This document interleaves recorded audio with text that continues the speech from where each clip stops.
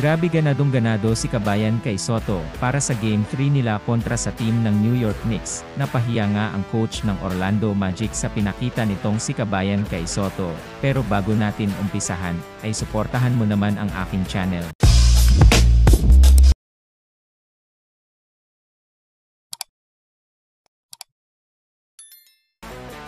Game day na nga ng laban ng Orlando Magic kontra sa team ng New York Knicks. Ganado nga ang ating Kabayan, dahil makakatapat niya nga dito ang sentro ng New York Knicks na kasing hate niya.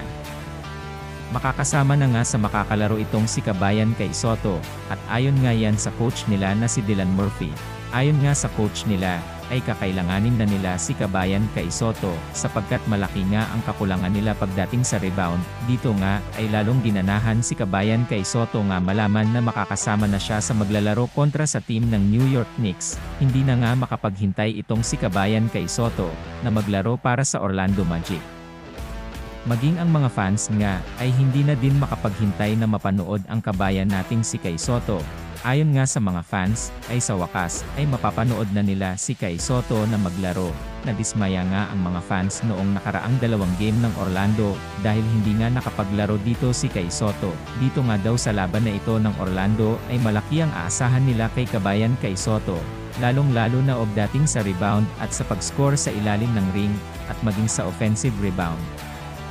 Ayon nga kay Kabayan kay Soto, ay hindi niya sasayangin ang pagkakataon na ito, talagang ibibigay niyang lahat ng kaya niya. Lalo na daw ngayon na malaki ang naging improvement ng kanyang paglalaro, dahil sa tulong ng Orlando sa kanya. Ipapakita niya daw ang best niya sa paglalaro ng basketball. At sisiguraduhin maganda ang kanyang ipapakitang laro kontra sa team ng New York Knicks. Hindi nga daw niya bibiguin ang mga sumusuporta sa kanya, dahil sa tiwala na binibigay sa kanya ng mga fans. Sa tingin niyo mga kaibigan, kaya ba talaga ni Kabayan kay Soto na makipagsabayan sa mga player ng NBA?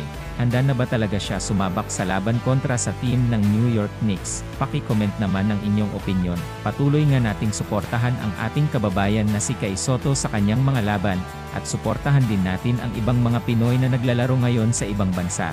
Sana ay magtagumpay sila sa kanilang mga laban, lalo na ang ating national team na Gilas Pilipinas. Maraming salamat sa panonood ng aking video.